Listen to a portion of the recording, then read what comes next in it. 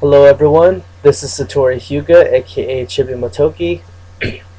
According to YouTube, it's been 5 months since my last upload,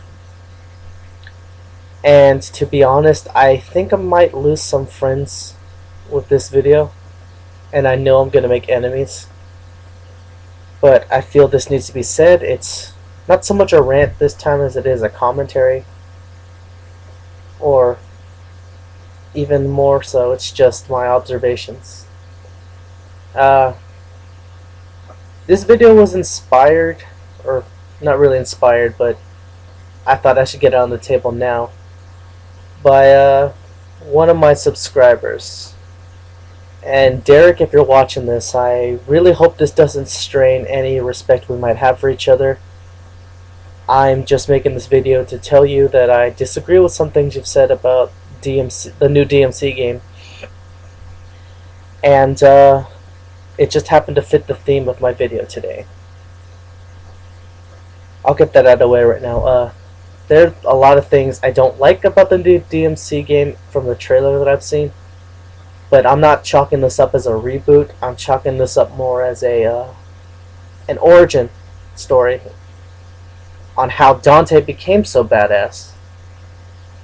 But I could be wrong. Like I've said, I've just seen the trailer a couple times, and I got turned off by the emo Dante and the robotic demons. That much I'll agree with you, Derek. However, like I said, it it might just be the origin story. It might just be how Dante became badass, and I'm willing to say, okay, well, I want to see how Dante became badass. What made him so badass in the first place? Uh, the whole Dante flying off like Superman thing at the end of the trailer.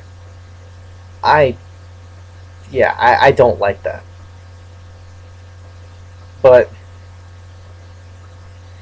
I say wait for the game to come out. Don't buy it. Maybe rent it. Save yourself some money. And if you like it and it changes your opinion, then yeah, you know, go for it. But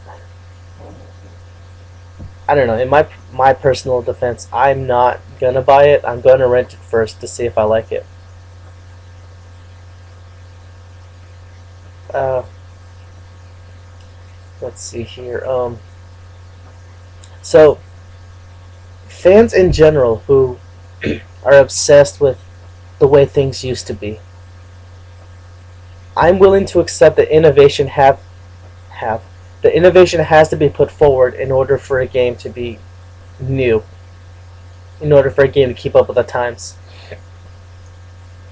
It's not always a welcome change, but it's change nonetheless. Sometimes you gotta take a risk, and a lot of times it will pay off. Look at the Marvel vs. Capcom series. The first Marvel vs. Capcom had a 2-on-2 and a striker system. Your striker was always random depending on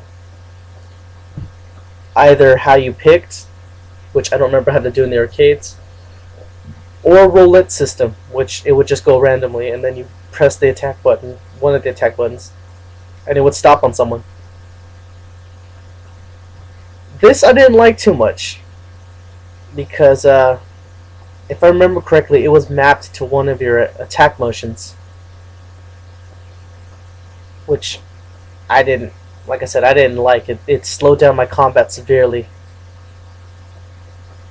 Marvel vs. Capcom 2 changed this by putting it as 3-on-3 combat and using it was either two lights or two mediums. I can't remember right now. To call out one of your partners as a striker, and you pressed medium punch and hard punch, I believe, to change to partner one, medium kick, hard kick to change to partner two. Don't remember how the arcade works. I know that for the 360 and console versions, it was kind of simplified to where all you had to do was press uh, one of the shoulder buttons on the controller to bring out one of your characters as a striker, or press uh, both punches or both kicks to switch to the partner. Marvel vs. Capcom 3 had something I didn't like at first. That was the whole let's simplify combat even more by mapping 3 attack buttons and a special attack button that launches your opponent in the air for an air combo, and also continues that air combo to to tag in a partner. Like I said, at first I didn't like this because it reminded me too much of Tatsunoko vs. Capcom, which I guess the game's engine is based off of. I'm not really sure. But the whole simplified combat didn't work for me because I got used to the whole 3-punch, 3-kick system. But with practice, I started liking the system a little more. And that's caused me to like Marvel vs. Capcom 3 a lot more, actually, because I'm actually doing stronger combos. I'm actually getting the hang of how the game's supposed to be played. Does this make it better than the classics? No. I still want to play the classics because I want to revisit my roots. And people who are complaining about how the new DMC game is going to suck, all I can say is you've got the classics, right? Go back and play the classics. You don't have to play DMC if you think it's going to be bad. But I ask, at least give it a rental, give it a chance, and if you don't like it, then go back to the classics and enjoy what made the game good, in your opinion.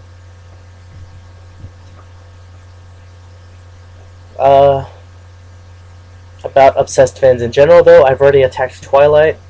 I will not attack Harry Potter fans for this, or because I don't really see any crazed Harry Potter fans anymore. There are still crazy Naruto and One Piece fans out there. I'm not going to address them because I don't see them that often. And I think it's gotten to the point where they're restricted to conventions, where you kind of expect it. I know that there are some people who don't like the new Street Fighter games, Street Fighter 4, Super Street Fighter 4, because of how things have changed. But again, I bring up innovation, or not innovation, but things have to change eventually. You can't keep churning out the same game over and over and over again and expect people to buy it. That's boring. You gotta find a way to go and draw fans in with more than just characters. And when you introduce a new mechanic, it's often hit or miss. And if you're willing to take the gamble, changing your game up isn't always a bad thing. Like I mentioned with Marvel vs. Capcom, that series has gone through 3 different changes, and they've all been drastic, in my opinion. Let's see. I'm not talking about going like console war crazy in terms of, oh, this is superior because of this, or going into the whole brand warfare thing. Just play what you like, do what you like, just don't let anyone else persuade you. I brought up my point of view because there's a lot of things I disagree with, but I'm civil about it. I'm not all gung-ho, I'm gonna stab somebody about this.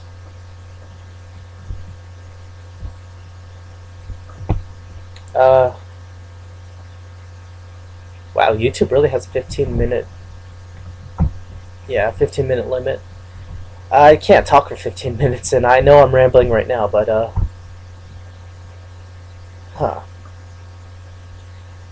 So, I guess to put a cap on this video and make it a true update, I've got a new computer, which is probably why I'm not centered. This webcam I'm still getting used to it. Had to change the brightness on my monitor so I didn't show up as friggin' pale as possible, but can't really see what I'm doing right now. I could have turned my light off and left the brightness really high, but then I'm just a floating head and a white shirt. Got a new headset, and not sure if it's actually picking up on the computer or not. Just thought I'd test this. If it doesn't, then I'll go back to talking without the headset. I just noticed that it was really quiet when I tried to record a video earlier.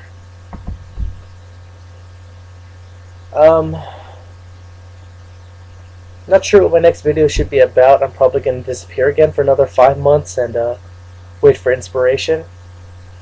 Or I might send stock footage of me just doing stupid shit to a friend, and he will splice it together to make a funny video.